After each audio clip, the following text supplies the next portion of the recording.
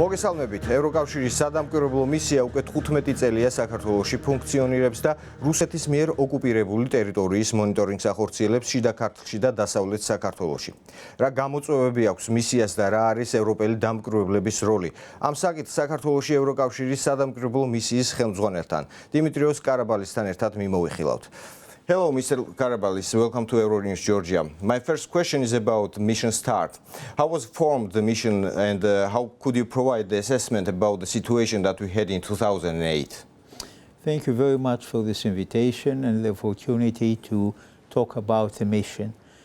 Especially since this year we mark 15 years of presence, uninterrupted presence in Georgia, because our first monitors were deployed on the 1st of October 2008.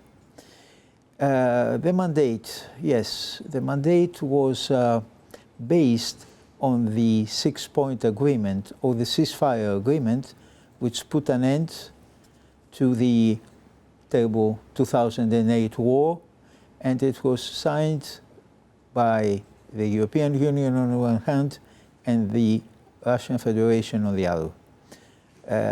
And this agreement forms the basis for our current mandate. Why was it important to involve in this process European Union and the monitors? Well, you know that we had the presence of the United Nations and you had the presence of the OSCE, two organizations, international organizations, where Russia is a member state. So that meant that they could not continue with their previous role. So European Union could take this decision and deploy monitors on the ground. Could you provide us insights of the mission structure? How many observers do we have right now on ground in Georgia's area and how is managed? Actually, we have 213 monitors coming from 25 member states of the European Union and around 112 Georgian colleagues. And the fact that we have some participation from so many member states is another proof of the continuous interest after so many years of Europe to the situation in Georgia. And what about the line, observing line? How long is the problem with the administrative boundary line, as we call it, is that it is not always going through flat ground. It goes up to mountains, it goes into very difficult regions where you cannot pass by car, and the only way is on foot. The only way is on foot. So I can tell you that we are patrolling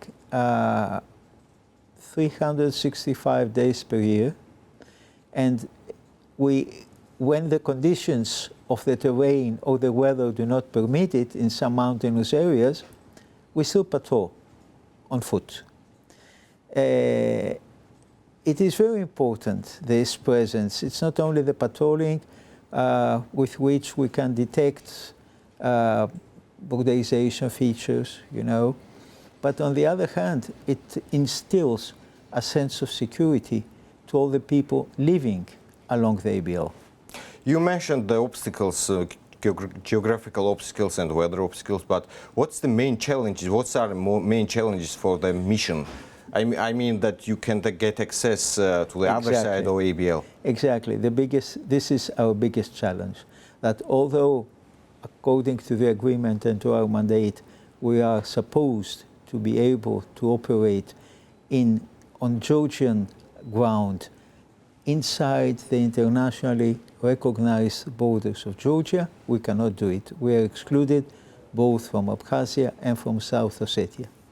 How could you get the information from other side of ABL? How do you communicate with people living? Information, it is not one of the core missions of the EUMM intelligence gathering. We don't do that. When we patrol, we have to see what is happening, and at the same time, we try to gather as much information as possible with our own means of the military posture, the posture that is of the military actors, of the security actors from the other side of the line. And for this, we use all the means that we have at our disposal, plus other sources where we can confirm or not what we see. I know that there's kind of tools that are used by EUMM and also Georgian side. I mean, IPRM and the so-called hotline. Could you provide details about the IPRM and the hotline? Are these tools good for? IPRM is really important. Why? Behind this very cryptic acronym, IPRM, which is Incident Prevention and Response Mechanism, is actually a tent, an inflatable tent that is put at Ergneti in a space, small space between, or if you like, on the line, where we go, and the participants are from our side, from the Russian side, from the South Ossetian side, and from the Georgian side. Though the discussions are not political, we never touch upon political issues, but we touch upon issues having to do with human security, for example, detentions, for practical issues, irrigation, so to ensure that Tiriponi flows normally every summer and everybody can benefit from its waters. We talk about cattle that goes astray and crosses the fences and is lost. These are the main issues that we discuss, and I must say that it has been proved to be a very successful mechanism. We avoid escalations, we avoid misunderstandings, and also we can work out practical solutions for the people who live on both sides of the line. What about hotline? The hotline, again, is that a telephone line connecting us with the responsible from the Georgian side, South Ossetian, Abkhazian, and it depends, Russians on both sides. And if you see, it is really amazing that over the years, the number of calls through that hotline has been growing and growing all the time. Not because we have more problems, but all use it more and more. It is the only way for the different sides to communicate among themselves. They call us, we pass the message, we get the answer, we give it back. And this way we can prevent escalation of any little incident that without proper explanations, you never know where it can lead. I want to talk about the challenges and what's the main problem. What are the main problems for local population? What's your observation in this? The main problem has a root, a common root, which is the restrictions to freedom of movement.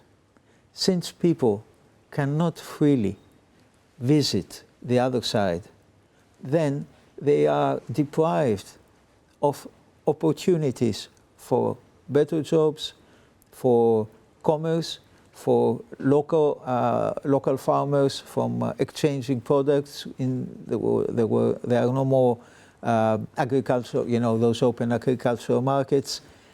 Education, children cannot freely cross and get education in the language they prefer. And then it is that, alienation, this estrangement between people from one side and the other side. Old generations slowly pass away, and the new generations have never had a chance to live together.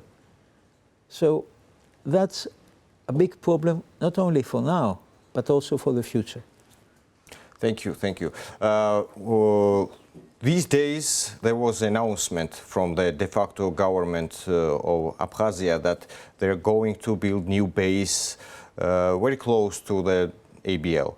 How can this fact change the security picture in the region? On this point, yes, I know what you refer to. I cannot speculate. We had already asked here in Georgia our interlocutors, but for the time being, there is no concrete evidence or concrete data to decide if it is something that really will happen, if it is just an element in a psychological game, for political purposes. Unless we have something more concrete, something more solid, I don't want to speculate at this point. My last question is about some people says that after the war in Ukraine, Russian power decreased in occupied territories of Georgia. What's your observation? Yes, this is true. A large part of the military forces of the Russian Federation has been repositioned, if I may say, to Ukraine. And we have the possibility to verify and to be certain about this fact. And now the numbers are much, much lower to the numbers that were previous the beginning of the Russian invasion in Ukraine. Also, material has been moved and has not been replaced.